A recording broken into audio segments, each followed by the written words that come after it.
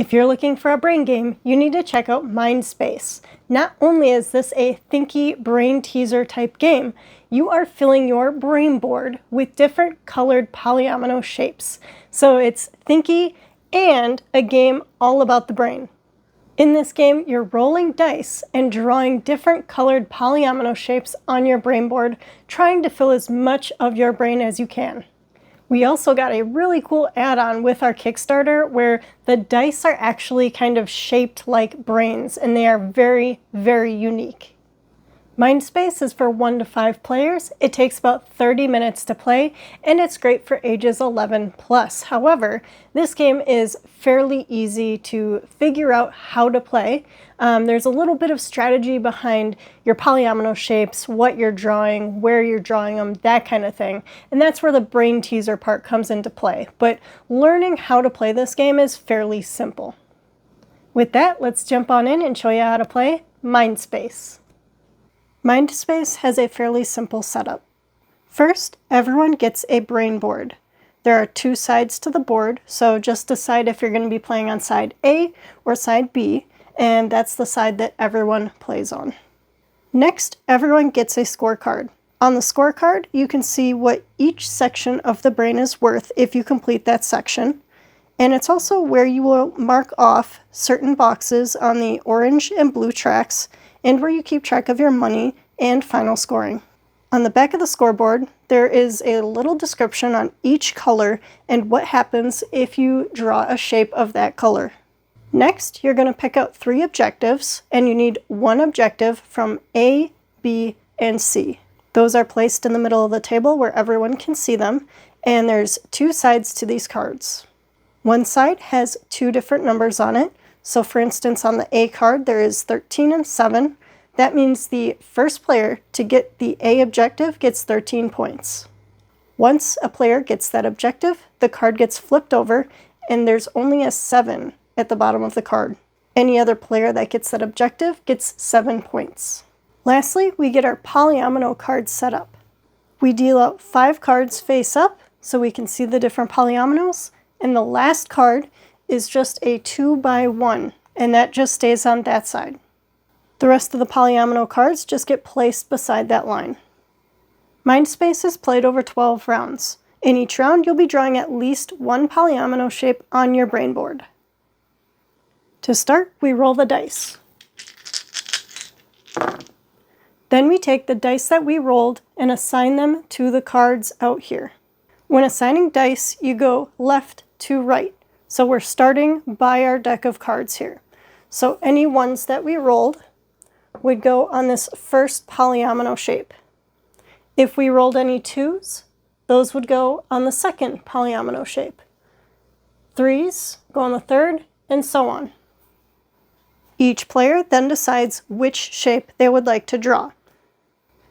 They can choose from any shape that has dice in front of it. So they could draw this cross, this straight line, or this weird piece here. At any time, if a player doesn't like any of these shapes that are available for them to draw, they can always draw a 2x1 shape in any color. However, if there is a dice that is assigned to this card here, so let's say this was a 6 would be assigned to this 2x1, and a person would have to draw their 2x1 in the green color. If the 2x1 doesn't have any dice assigned to it, they can draw a 2x1 in any color. Let's say the player wants to draw this shape in blue. They would then draw it anywhere on their map that they like.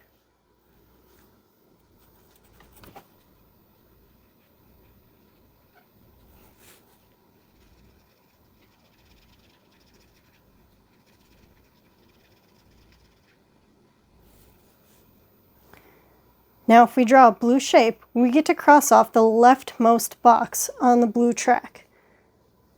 As you can see, these are all negative numbers. So at the end of the game, we look at the first open box, and that's how many negative points we would get. After everyone has drawn their shapes, we set up for the next round. The rightmost card that is shown gets flipped over and becomes the 2x1. The rest of the cards get shuffled down, And the next card in the pile gets flipped up and becomes our option for number 1. Again, we roll the dice and assign the dice to the corresponding shape. For this round, these are the shapes that are available to draw. As you can see, the cross doesn't have any dice in front of it this round, so we cannot draw that shape this round. So again, players pick a shape to draw on their board, take any actions that they need to on the scorecard, and then we would clean these up and flip this card over and shuffle these down and set up for the next round. After we draw our first shape, each shape that we draw after that has to be adjacent to a previously drawn shape. So I wouldn't be able to put my next shape down here in this corner. I have to branch out from the shapes that I've already drawn. You also cannot draw 2 shapes of the same color next to each other. So I wouldn't be able to draw a blue shape adjacent to this blue cross. I would have to draw a different colored shape adjacent to this blue cross. Once we flip over the last card, that signals the last round. After everyone draws their final shape and takes any final actions from their scorecards, you add up your scores, and whoever has the most points wins. Let's take a quick look at the scoreboard. As I said, we can see how many points each section of our brain board is worth right here in this little square. Each section is worth 10 points if you are able to completely fill that section and not have any uncolored squares in that section. The only section that is not 10 points is the middle section because that is a little bit smaller. The middle section is worth 5 points. These boxes at the top, the A, B, and C boxes, are where you would put any points that you got for completing objectives. Next in this purple section, you would get 2 points for each purple square touching an orange square. So you count up how many purple squares are touching orange squares and write that number there. Multiply that by 2, and that's how many points you would get for the purple section. For the orange section, every time you draw an orange shape, you just cross off the next box from left to right. At the end of the game, you see what the first box is that you have not crossed off, and that's how many points you would get. So if you drew 5 orange shapes, you would get the full 20 points. In the pink section, for each pink shape that you drew, find every time that that shape was drawn in a non-pink color.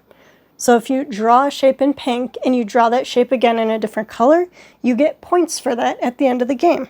You get 1 point per space in those matching non-pink shapes. In the blue section, as I said, every time you draw a blue shape, you cross off the first box going left to right.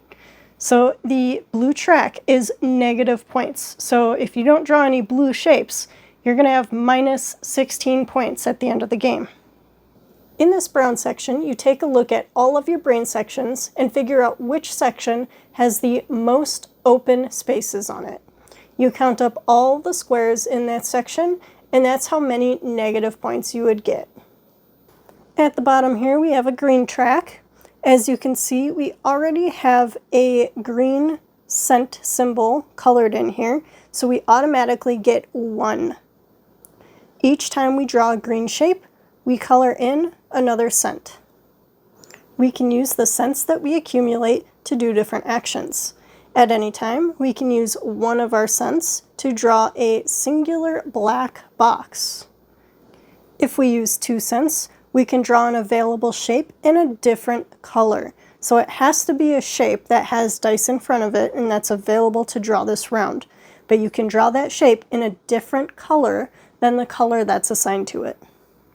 If we use 3 cents, it allows us to draw an additional shape. That shape can be the 2x1 shape, or it can be another shape that's available to draw this round.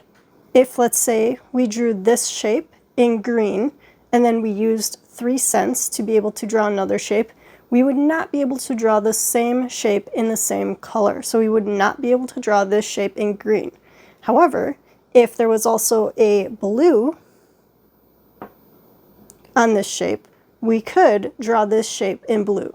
Again, we just can't draw the same shape in the same color if we're using the 3 cents. Again, at the end of the game, we're adding up all of the points that we accumulated from these different sections, and the total is going to be our final score. Whoever has the highest amount of points wins. The game does come with some handy reference cards, so you can always do a 2x1 shape instead of a different shape that you're able to draw that round. Shapes must be adjacent to each other, and the same colored shapes cannot be touching. You can't have two blue shapes touching each other, or two orange, or so on. And then it also goes into how you can use your money that you accumulate throughout the game. On the back of these cards, you also have a shape reference. So you can see all the different shapes that are on each of the cards in this game. Mindspace packs a lot of fun in a small box. It is a great travel game to bring with you, whether you're going to a hotel, friends or family's house, or if you're just looking for a small box game that doesn't take up much table space. This game does come with 2 packs of all of the colored markers that you need for this game. However, if you're playing with more people, you kind of have to share the colors and take turns drawing shapes if different people are drawing the same shapes. We also have one marker that isn't really working anymore, and so we only have one working marker of that color, so that's another downside, that if your markers stop working, you would have to buy replacements, and that's an extra cost. Overall, we love Mindspace. It's definitely one of our top polyomino games, and it's just a great game to pull out if you don't have hours to spend board gaming. If you're into polyomino games or just small box games in general, I would highly suggest Mindspace. It's super fun, and it's definitely one of the games that I can't see us getting rid of anytime soon. If you guys have played this game before, let me know in the comments what you guys think of it. If you guys enjoyed this video, don't forget to give it a thumbs up and subscribe to the Adventure Squad down below. Thank you guys so much for watching, and until next time, get your game on.